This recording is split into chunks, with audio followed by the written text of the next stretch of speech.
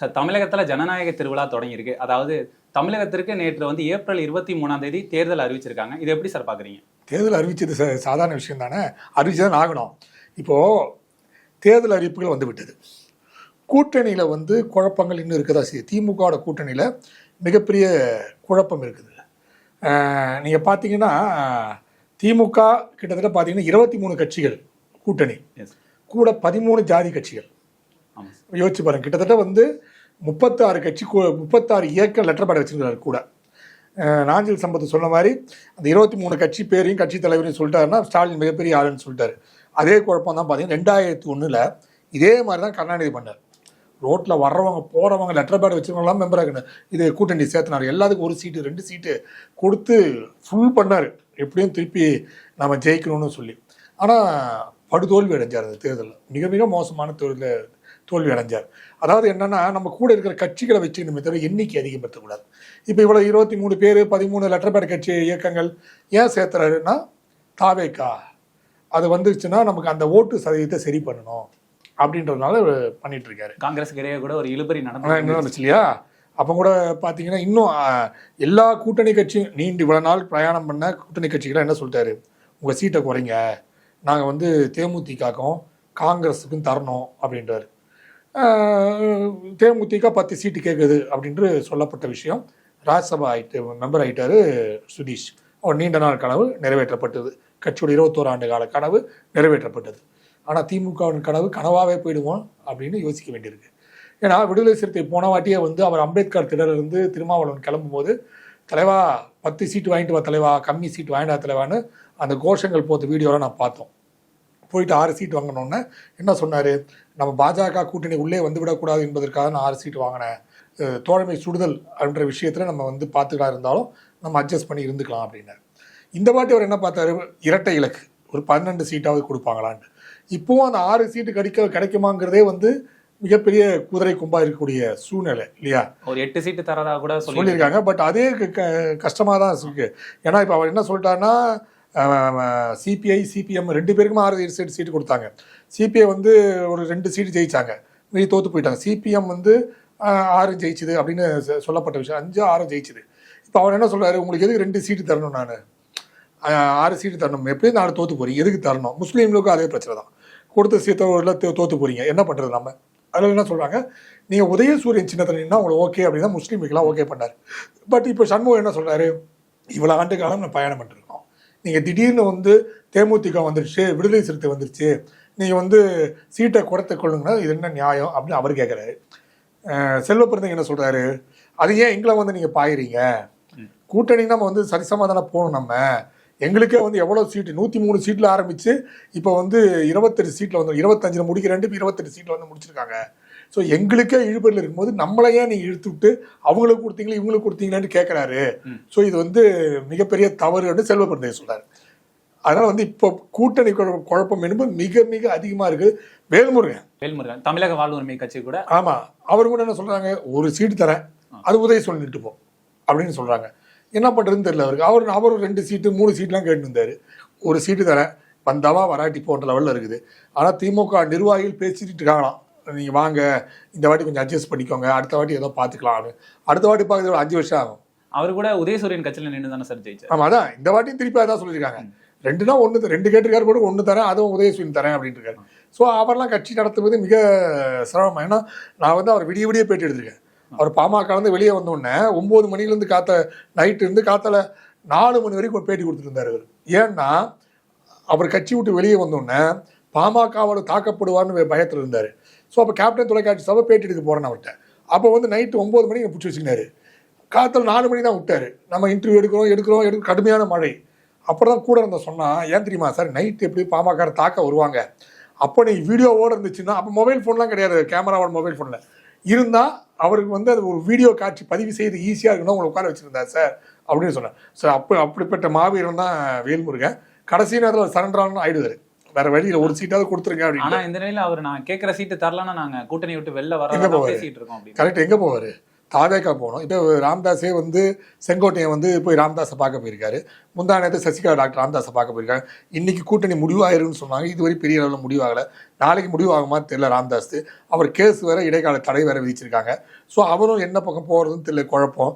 தாவேக்க பக்கம் போகலான்னா தாவேக்க என்ன சொல்கிறாங்கன்னா, அவரை சேர்த்துக்கிட்டா பட்டியலின மக்கள் நமக்கு வராது, ஓட்டு வராது நமக்கு, ஆனால் அவரை சேர்த்துக்க வேணாம்னு சொல்லிட்டாங்க. ஸோ அவர் தனியாக கூட்டணி அமைப்பாரான்றது ஒரு பெரிய குழப்பம். ஏன்னா மாம்பழ சின்னம் அவருக்கு கிடைக்காத சூழ்நிலை இருக்குது. ஸோ சசிகலாவும் தாவேக்காவும் பேசிட்டு இருக்காங்க. ஸோ அது எப்படி ஃபைனலாக கூட்டணி அமைங்கிறது மிகப்பெரிய குழப்பம். இந்த நிலை திமுக கூட்டணி வந்து இழுபறியா இருந்துகிட்டு இருக்கு. அதிமுகவோட கூட்டணி, என்டிஏ கூட்டணி எந்த அளவுக்கு பலமா இருக்கு, அதோட நிலைப்பாடு என்ன சார்? இல்லை, இப்போ அதிமுக கூட்டணியெல்லாம் பேச்சுவார்த்தை முடிச்சிட்டாங்க. அதெல்லாம் ஒன்றும் பெரிய பிரச்சனை கிடையாது. எல்லாம் சுமூகமாக முடிஞ்சது. தாவேக்கா வரும் நாங்கள் இப்போ தாவேக்கா வராத சூழ்நிலை தான் இருக்கிறது. வருமானது உறுதியாக சொல்ல முடியல. இப்போ இந்த நேரத்தில் வந்து பனையூரில் வந்து அவர் கூட்டம் நடத்திட்டு இருக்காரு. என்ன பண்ணுறதுன்னு நடத்திட்டு இருக்காரு. பட் இல்லை அப்படின்னு தான் சொல்கிறாங்க. நம்ம கேட்கக்கூடிய விஷயங்கள் மிக அதிகமாக இருக்குது. முதல்வர் பதவியே கேட்குறாங்க, அது பெரிய விஷயம். அது இல்லாமல் 5 அமைச்சரவை பதவின்னு கேட்குறாங்க. ஸோ முதல்வர் பதவி கொடுத்து எடப்பாடி எங்கே போவார்? இவனு முதல்வர் பண்ணி இவ்வளோ ஆண்டு காலம் 73 அரசியல் பெற்றிருந்தவர், இவர் கையில் 2 வருஷத்துக்கு வந்தவர் அரசியல் வேலை கொடுத்துட்டு போக முடியுமா? ஸோ அதெல்லாம் நடக்காத விஷயம். கூட்டணி வந்து அண்ணா திராவிட முன்னேற்ற கழகம் வந்து சுமூகமாக தான் போயிட்டு இருக்கு. அதில் ஒரு பெரிய பிரச்சனை கிடையாது. இந்த நிலையில் வரைக்கும் பிரச்சனை கிடையாது. தாவேக்கா வெயிட் பண்ணிட்டு இருக்காங்க. தாவேக்கா வருமானது மிகப்பெரிய கேள்வி. பட் இவங்களுக்குள்ள ஒரு மாதிரி செட்டில் ஆயிடுச்சு. சீட்ஸு எந்த தொகுதின்றது இருக்குது, அது 2 நாள் முடிவாயிடும். இந்த நிலையில திமுகவும் ஒரு மாதிரி இழுபறியா இருந்தாலும் பேச்சுவார்த்தை நடத்திட்டு இருக்காங்க. அதிமுகவும் ஒரு மாதிரி செட்டில் ஆயிட்டாங்க. நாம் தமிழர் கட்சி கூட 234 தொகுதியிலுமே அவங்களோட வேட்பாளர் நிறுத்திட்டாங்க. இன்னமும் தாவேக்கா எந்த ஒரு முடிவுமே எடுக்காம இருக்கே சார், இதோட நிலை என்னன்னு நினைக்கிறீங்க? இல்லை, தாவேக்காவோட ஆசை ரொம்ப அதிகமாக இருக்குது. அவங்க என்ன நினைக்கிறாங்க, இந்த கட்சி ஆரம்பித்து 3 வருஷம் ஆச்சு, இப்போ உடனே சிஎம் ஆகணும் அப்படின்றது வந்து கண்டிப்பாக வராது. இப்போ தான் விதைச்சிருக்காங்க, செடி வளரும், செடி வளர்ந்து அது கொஞ்சம் காய்ச்சி பூத்து காய்ச்சி அப்புறம் தான் வரும். நான் விதையை நட்டால் உடனே சிஎம் ஆவேன்னா எம்ஜிஆருக்கு அவ்வளோ சீக்கிரம்லாம் சிஎம் ஆக கிடைக்கல. ஸோ அதெல்லாம் உடனே சிஎம் ஆகக்கூடிய கெப்பாசிட்டி எனக்கு என்டி ராமராவுக்கு மட்டும்தான் அது மாதிரி இருந்துச்சு. கட்சி ஆரம்பித்து ஒரு 8 மாதத்துலேயே சிஎம் ஆகிட்டார். அதே மாதிரி தமிழ்நாட்டு மக்கள்லாம் சிஎம் ஆக்குப்பாங்கன்னா ஆக்க தேவுடானாங்க, சிஎம் ஆகிட்டாங்க. இங்கெல்லாம் அவ்வளோ ஈஸியாலாம் உடனே கட்சி ஆரம்பித்த உடனே சிஎம் ஆகுறதுலாம் வந்து மிகப்பெரிய கனவு. விஜயகாந்துக்கு இது மாதிரி கூட்டம் கூடிச்சு. அதனால தான் பெரிய அளவெல்லாம் வந்து அந்த கட்சியோட ஒவ்வொரு படிக்கலையும் நான் பார்த்துருக்கேன். ஸோ இவருக்கு வந்து இந்த நிகழ்வுக்கு வந்து உடனே வந்து தாவேக்கு ஆசைப்படுது. பெரிய கட்சி ஒரு காங்கிரஸ் எதிர்பார்த்தார், காங்கிரஸ் வரவில்லை. ஸோ அந்த காங்கிரஸ் போன்ற கட்சிகள் வராதனால கொஞ்சம் மன வேதனைகள் தான் இருக்கார் விஜய். ஸோ இந்த சூழ்நிலை நிறுத்தா வேறு வழியில் அவர் தனித்து தான் போட்டியிடணும். தனித்து போட்டியிட்டால் கிறிஸ்டின்ஸ் ஓட்டு வரும் அப்படின்னு எதிர்பார்க்கப்பட்டது. அதில் குறிப்பாக ஃபெர்னாண்டோஸ் ஓட்டு இவருக்கு வரும் அப்படி எதிர்பார்க்கப்பட்டது. ஏன்னா பார்த்தீங்கன்னா இவர்கிட்ட வந்து ஆர்சி ஓட்டு வந்துடும் அப்படிலாம் இருந்துச்சு. ஃபெர்னாண்டோ ஓட்டு அதிகமாக ஏன் வரும்னா கடலோர மக்கள், மீனவர் மக்கள் ஃபெர்னாண்டோ. அதை சரி செய்வதுக்கு என்ன பண்ணி டக்குன்னு திமுக என்ன பண்ணிட்டாங்க, கான்ஸ்டன்டைன் ரவிச்சந்திரனை அமைச்சு அவர் ஃபெர்னாண்டோ. ஸோ அந்த ஃபெர்னாண்டோ கிறிஸ்டின்ஸ் ஓட்டை சரி செய்வதற்கு கான்ஸ்டன்டைன் கொடுத்தாங்க. கான்ஸ்டன்டைன் எப்போ சேர்ந்தால் எனக்கு தெரியும், கடந்த தேர்தலில் மத்திய சிறையில் போட்டிக்கிட்டார் தேமுதிக சார்பாக. 2021 அந்த வாக்கில் தான் வந்து சேர்ந்துட்டார் இவர். ஸோ கான்ஸ்டன்ட் வந்தார், எம்பி ஆகிட்டார். இப்போ அவங்களுக்கு வந்து திமுக அடித்தட்ட மெம்பர்ஸ் எல்லாம் வந்து வேதனைப்படுறாங்கன்னா நம்ம இவ்வளோ வந்து உழைச்சோம் தரவே இல்லைன்னு. ஸோ இந்த சூழ்நிலை பார்த்தீங்கன்னா தாவேக்கா வந்து இந்த வாட்டி, ஏன்னா இப்போ கட்சி ஆரம்பித்தோன்னே பார்த்தீங்கன்னா கரூர் சம்பவம், அதுக்கப்புறம் பல்வேறு நிகழ்வுகள், சங்கீதாவோட பிரச்சனை, இது எல்லாமே திமுக கிளப்பிட்டுருக்கு. ஸோ திமுகவோட அந்த வேலைகள்லாம் உங்களுக்கு தெரியவே தெரியாது. அவங்க வந்து ஒரு அஜெண்டா செட்டர்ஸ், ஒரு அஜெண்டா செட் பண்ணிட்டாங்கன்னா அதை கொண்டு கிளீனாக கொண்டு போயிடுவாங்க. இப்போ இல்லை, ரொம்ப காலத்துலேருந்து பண்ணிட்டுருக்காங்க. காமராஜர் காலத்துலேருந்து, காமராஜர் இழிவுபடுத்துலேருந்து எல்லாம் அவங்க தான் பண்ணிருப்பாங்க. ஸோ ஒரு கட்சியை வீழ்த்த வேண்டும் என்று முடிவு செய்து விட்டார்னா அதுக்கு முழுமூச்சாக திமுக இறங்கும். ஸோ விஜய் இந்த வாட்டி தப்பிக்கணும்னா ஏதாவது கூட்டணிக்கு போகணும். இப்போ தேசிய கட்சி கூட்டணி பாரதிய ஜனதா கட்சி, அந்த கட்சியில் கூட்டணிக்கு போனால் மட்டும்தான் விஜயால் தப்பிக்க முடியும். ஆனால் அது போவாராங்கிறது மிகப்பெரிய கேள்விக்குறியா இருக்கு. இந்த நிலையில விஜய் இந்த கரூர் சம்பவம் வழக்கு தொடர்பாக டெல்லிக்கு சென்றிருந்தாரு சிபிஐ வழக்கு விசாரணைக்கு. இது சம்பந்தமா ஜனநாயகன் படம் கூட மறுக்குழு தணிக்கைக்கு வந்து சென்று இருக்கு. இது எப்படி சார் பாக்குறீங்க? அவர் டெல்லிக்கு போயிட்டு வந்ததுனால இது திருப்பி அவங்க எடுத்திருக்காங்க அப்படின்னு பார்க்கப்படுதா சார்? இல்லை, இப்போ ஜனநாயகம் ரிலீஸ் பண்ண முடியாது. ஏன்னா கோட் ஆஃப் கான்டாக்ட்ஸ் வந்துடுச்சு. இவரோட தலைவர், அரசியல் தலைவர், அவர் படம் எலெக்ஷன் முடிகிற வரைக்கும் ரிலீஸ் ஆகாது. எலெக்ஷன் முடிஞ்ச பிறகு தான் ரிலீஸ் ஆகும் படம். ஸோ அது அவர் படம் ஜனநாயகம் இப்போதைக்கு ரிலீஸ் கிடையாது. ஆனா இது வரைக்கும் மறு ஆய்வு குழுவுக்கே போகாத உடல்நிலை சரியில்லை அப்படிலாம் சொல்லிட்டு நீ போகலாம். மறு ஆய்வு குழு வந்தாலும் படம் ரிலீஸ் ஆகாது. அது கஷ்டமான விஷயம்தான். கவுண்டிங் அப்புறம் தான் படம் ரிலீஸ் ஆகும். அதனால் அந்த விஷயம் ஒன்று. ரெண்டாவது, இப்போ அவர் சிபிஐ என்ன சொல்லியிருக்காரு, எனக்கு அடிக்கடி டெல்லிக்கு வர முடியாது, நீங்கள் சென்னையிலேயே வந்து விசாரணை மேற்கொள்ளுங்க, அந்த விசாரணை கமிஷனை சென்னையில் கொண்டு வாங்க, எனக்கு எளிதாக இருக்கும், எனக்கு தேர்தல் வேறு வருது, நான் அடிக்கடி டெல்லி போனால் எனக்கு வந்து இங்கே நாட்கள் வந்து கிடைக்காது பிரச்சாரத்துக்கு, எனக்கு சென்னைக்கு மாற்றுங்கன்னு சொல்லியிருக்காங்க. ஸோ அது சிபிஐ முடிவு பண்ணுமா என்னங்கிறத பொறுத்திருந்தா பார்க்கணும். இந்த நிலையில புதுசா வந்து சசிகலா அவர்களும் புதிய கட்சி ஒன்று தொடங்கியிருக்காங்க. இவங்க வந்து விஜய் கூட சேருவாங்கன்னு எதிர்பார்க்க முடியுமா சார்? ஏன்னா என்டிஏ கூட்டணியில வந்து விஜய் சேராத பட்சத்துல இவங்க கூட்டணியும் சேருமா? ஏன்னா அவங்க நான் தென்னந்தோப்பு அப்படிங்கிற சின்னத்துல நிக்கிறாங்க. அந்த சின்னத்துல உள்ள மாரி நாங்க வந்து தோப்பா தான் செயல்படுவோம், கூட்டணியா செயல்படுவோங்கிற மாரி வேற தெரிவிச்சிருக்காங்க. மக்கள் நல கூட்டணி அமைக்கப்பட்ட போது ஜிகே வாசன் இருக்கார்ல, தமாக சின்னம் வந்து தென்னந்தோப்பு, எந்த இடத்துலையும் டெபாசிட் வாங்கலை, எல்லா இடத்துலையும் டெபாசிட் இழந்தது தொகுதி அது. ஸோ தென்னந்தோப்பு ஒரு ராசியான சின்னன்னு வைங்களேன். இப்போ அவங்க தென்னந்தோப்புன்னா நம்மளுக்கு இது சில பகுதிகளில் மட்டும்தான், அதாவது அந்த தென் மாவட்டங்களில் சில பகுதிகள் மட்டும்தான் அவங்களோட ஜாதிய ஓட்டுகள் வரும் அப்படின்னு அவங்க எதிர்பார்க்குறாங்க. கட்சியும் கூட வேற ஏதாவது கட்சி பேர் வச்சிருக்காங்க, அந்த பேரை அவங்க வாங்கி இவங்க யூஸ் பண்ணிட்டு இருக்காங்க. ஸோ இவங்க ராம்தாஸ் சம்பந்தானத்தை போய் சந்திச்சிருக்காங்க, தைலாபுரத்தை போய் சந்தித்து பேசியிருக்காங்க. ஸோ அவங்க ஜாதிய ரீதியாக அந்த ஓட்டுகள் ஒன்றிணையுமா அப்படிங்கிறது மிகப்பெரிய சந்தேகம். அவ்வளோ சீக்கிரம்லாம் ஒன்றிணையாது. அது இல்லாமல் அந்த ஓட்டுகளை பிரிப்பதற்கு டிடிவி வேறு இருக்கார் கூட, அவரும் தனியாக பிரிக்கக்கூடிய சூழ்நிலை இருக்குது. ஓபிஎஸ் வேற நான் வந்து ஓட்டை பிரிப்பேன், தேவர்கள் ஓட்டை அப்படின்றாரு. ஸோ இது ஒரு பெரிய பிரிக்கக்கூடிய சூழ்நிலை. பட் சசிகலாவுக்கு ஒரு பெரிய பொலிட்டிக்கல் ஆம்பிஷன் மாதிரிலாம் இருக்கிற மாதிரி தெரியல. ஏன்னா அவங்களுக்கும் வயசாகி போச்சு, எல்லாம் முடிஞ்சு போச்சு. அவங்க சும்மா வந்து வீம்புக்கு தான் அரசியல் பண்ணிட்டு இருக்காங்களே தவிர அவங்களும் பெரிய லெவலில் பொலிட்டிக்கல் ஆம்பிஷன்லாம் ஒன்றும் கிடையாது. எதிர்த்தே நான் வந்திருக்கேன் அப்படிங்கிற மாதிரி தான் சும்மா அப்படி வந்திருக்காங்க. பட் அவங்களுக்கே தெரியும் அவன் என்ன ஜெயிக்க முடியும், ஒரு சீட் ஜெயிக்க முடியுமா? எங்க அவ்வளோ பெரிய இருக்க தாவேக்காவை வந்து கருத்து கணிப்பிலே நேற்று என்ன போட்டிருக்காங்க, தாவேக்காவை 6 to 12 சீட் தான் போட்டிருக்காங்க.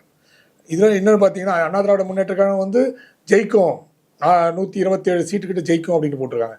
அது மட்டும் நேற்று தேர்தல் அறிவித்தோடனே பார்த்தீங்கன்னா தூய்மை பணியாளர் வந்து அவ்வளோ பேர் பட்டாசு வெடிச்சு கொண்டாடி இருக்காங்க, இதோட திமுக ஆட்சி ஒழிக்கப்படும் அப்படின்னு. ஸோ கருத்து கணிப்பில் வந்து அண்ணா திராவிட முன்னேற்ற கழகம் முந்துகிறது. இதே அமைப்பு தான் வந்து பார்த்தீங்கன்னா பீகாரில் வந்து கருத்து கணிப்பு நடத்துகிறாங்க, அது 100% கரெக்டாக வந்துச்சு. ஸோ இந்த முறை பார்த்தீங்கன்னா இந்த ஸ்டாலினோட ஆட்சி சமீபத்தில் இன்னும் அவங்களுக்கு பெரிய பிரச்சனை என்னன்னா, அந்த தூத்துக்குடி மாணவியோட கொலை இந்த வினாடி வரைக்கும் அது யாருன்னு கண்டுபிடிக்க, பாடியும் எடுக்க முடியல. உறவினர்கள் சொல்லிட்டாங்க நாங்கள் பாடி எடுக்க மாட்டோம்ட்டாங்க, நீங்கள் குற்றவாளி கண்டுபிடிச்சாதான் பாடி எடுக்க முடியுன்றாங்க. ஸோ அது ஒரு பெரிய பிரச்சனை, பெரிய குழப்பம். என்ன காரணம், அவங்க வந்து ஒதுங்குவதற்கு இடம் இல்லாமல் ஒரு கழிப்பறை கூட கட்ட முடியாத சூழ்நிலை அவங்க வெளியேற்ற போயிருக்காங்க. ஸோ அந்த இடத்துல தான் இந்த பாலியல் பலாத்காரம் நடந்திருக்குது அப்படின்னு செய்தி வந்திருக்கு. இது வரைக்கும் வட இந்தியர்களால் கண்டுபிடிக்க முடியல, லோக்கல் ஆட்களாக கண்டுபிடிக்க முடியல. அங்கே ஒருத்தர் வந்து அந்த வழக்கமான இடத்துல வந்து ஒருத்தர் மலஜலம் கழிக்க போவார், அவரும் அந்த பக்கம் போகவே இல்லைன்றாங்க. ஸோ போலீஸே கன்ஃபியூஸ் ஆயிருக்கு இந்த விஷயத்தில். ஸோ இது வந்து ஸ்டாலின் அரசாங்கத்தோட மிகப்பெரிய வீழ்ச்சியாக காணப்படுகிறது. ஸோ இந்த சூழ்நிலையில் வந்து இந்த பெண்கள் பிரச்சனை என்பது மிக மிக மிக பிரச்சனையாக இருக்குது. ஏன்னா பார்த்தீங்கன்னா அந்த பொண்ணு காணாமல் போச்சுன்னு போய் கம்ப்ளைண்ட் கொடுக்கும்போது காவல்துறையினர் வந்து மிகவும் மெத்தனமாக அந்த இன்ஸ்பெக்டர் செயலாற்றிருக்காங்க. ஏன்னா ஒரு பெண் குழந்தை காணாமல் போயிடுச்சுன்னா அதை எவ்வளோ விரைவாக தேட வேண்டுமோ அதுதான் முக்கியமானது. அதாவது கோல்டன் ஹவர்ஸ்பாங்க. அந்த கோல்டன் ஹவர்ஸ்க்குள்ள அந்த குழந்தையை மீட்டு விட்டால்தான் அதோட செயல்பாடுகள் வந்து அதாவது மரணத்திலிருந்து மீட்க முடியும்னு சொல்கிற விஷயம். அந்த கோல்டன் ஹவர்ஸையும் மிஸ் பண்ணிச்சு போலீஸ். ஆமா, எங்க போலீஸ் ஸ்டேஷனுக்குள்ள இது வராது. நீங்க மகளிர் போலீஸ் ஸ்டேஷன்ல போய் சொல்லுங்க, எங்களுக்கு இப்ப ஆட்கள் இல்ல, எங்களுக்கு போலீஸ் இல்ல, நாங்க இப்படியே தான் அண்ணா நகர்ல ஒரு குழந்தை வந்து தொடர்ந்து பாலியல் பலாத்காரம் செய்யப்பட்டது என்று பெற்றோர்கள் வந்து அந்த போலீஸ்ட போய் சொல்லும்போது அந்த பெண் போலீஸ் அவங்க 2 பேரையும் அடித்து துன்புறுத்தினார் என்ற செய்தி வந்துச்சு. ஸோ காவல்துறை மிகவும் மெத்தனமான போக்கு இது மாதிரி பெண் குழந்தைகள் விஷயத்துல செயல்படுவதால் தான் இந்த அரசாங்கத்திற்கு மிகப்பெரிய மோசமான ஆட்சி. இதே நீங்க ஜெயலலிதா அம்மையார் இருக்கும்போது காவல்துறைக்கு இது மாதிரி பிரச்சனைலாம் வந்துச்சுன்னா அம்மையார் அந்த ஜெயலலிதா வந்து மிகவும் ஸ்ட்ரிக்டாக இருப்பாங்க. பெண்கள் விஷயத்தில் எந்த சம்பவம் ஒரு தவறான சம்பவம் நடக்குதுன்னா ஜெயலலிதா அவர்கள் சும்மா இருக்க மாட்டாங்க. ஆனால் ஸ்டாலின் ஆட்சியிலும் கருணாநிதி ஆட்சியிலும் இது மிகவும் ஒரு மோசமான நிகழ்வாக பார்க்கப்படும். ஏன் உங்களுக்கு பார்த்தீங்கன்னா செங்கோட்டையன் பீக்கில் இருந்தாருங்க, அவர் மனைவி போயிட்டு செங்கோட்டையன் மேலே கம்ப்ளைண்ட் பண்ணணும்னு செங்கோட்டத்துக்கு அடுத்த நாள் வெளியே போயிட்டாங்க ஜெயலலிதா. அவர் எவ்வளோ பெரிய பதவியில் இருந்தார், தூக்கி வெளியே போட்டாங்க. ஸோ பெண்கள் விஷயத்தில் ஜெயலலிதா ரொம்ப ஸ்ட்ரிக்டாக இருப்பாங்க. இது மாதிரிலாம் ஜெயலலிதா ஆட்சியில் நடந்துச்சுன்னா வந்து அந்த அம்மா அந்த போலீஸ் கிரீஸை காலி பண்ணியிருக்கு மொத்தம். ஆனால் இந்த ஆட்சியிலே மிகவும் மெத்தனமான போக்கு, மெழுகுவர்த்தி ஏந்திய வேண்டிய கனிமொழி வந்து தொண்டை செயல்னு சொல்லிட்டு வந்துடுறாங்க அங்கேருந்து, எந்த விதமான பேட்டியும் தராமல். பார்த்தா மெழுகுவர்த்தி ஏந்தி ராஜ்பவனுக்கெல்லாம் யாத்திரை போவாங்க. ஸோ இந்த ஆட்சியில் பெண்களுக்கு பாதுகாப்பு என்பது கேள்விக்குறியாக இருக்குது. இது எல்லாமே தான் நெகட்டிவ் ஓட்டாக போகும். 2026 அரசியல் களம் எப்படி மாறும் அப்படின்னு நீங்க நினைக்கிறீங்க? இது இன்னும் தேர்தல் நம்ம வேட்பாளர்கள் அறிவிக்கல, கூட்டணி இன்னும் வரும் அப்படின்லாம் பேச்சுவார்த்தை நடந்துட்டு இருக்கு. டாக்டர் கிருஷ்ணசாமி எங்கே போவாருன்னு தெரில, ஒரு குறிப்பிட்ட சதவீதமான வாக்குகளை வச்சிருக்காரு. டாக்டர் ராம்தாஸ் எங்கே போவாருன்னு தெரில. ஸோ இது இரண்டும் கொஞ்சம் வாக்குகள் இருக்குது. இந்த வேட்பாளர் அறிவிப்பு, எந்த தொகுதியில வேட்பாளரோட பலவீனம் என்ன விஷயங்கள், திமுக வந்து பெண் நிறுவனத்தோட இளங்கோ தான் பாட இடத்துல வந்து சபரீசன் போன்றவர்கள்லாம் இந்த இடத்துலாம் செயல்படுத்துகிறாங்க வேட்பாளர்களுக்கு அப்படின்னு ஒரு பக்கம். உதயநிதி ஸ்டாலின் வந்து கிட்டத்தட்ட அங்கிட்ட இருந்து ஒரு 40 இளைஞர்களை வந்து தயார்படுத்தி வச்சிருக்காரு அவரோட வேட்பாளரா அப்படின்னு ஒரு பக்கம். மாப்பிள்ளைக்கும் பாலிடாயில் இவருக்கும் உதயநிதிக்கும் சண்டை நடந்துக்கிட்டு இருக்கு. ஸ்டாலின் பக்கம் சீனியர்ஸ் சண்டை போட்டுனுக்குறாங்க. ஒரு பக்கம் துர்கா ஒரு லிஸ்ட்டு கொடுத்துனுக்குறாங்க. ஸோ அந்த குடும்பத்துக்குள்ளே யாருக்கு என்ன லிஸ்ட்டு கொடுக்குது, யார் சீட்டு கொடுக்குது, மிகப்பெரிய குழப்பம். ஸோ இது வந்து இன்னும் நம்ம கூட்டணியிலிருந்து உட்கட்சி பிரச்சனை வேற சண்டைகள் இருக்குது. இதெல்லாம் எப்படி திமுக சரி செஞ்சுட்டு வெளியே வருங்கிறது பெரிய விஷயமா பார்க்கணும் நம்ம. எங்களோட பல்வேறு கருத்துக்களை பயந்ததற்கு நன்றி சார். நன்றி.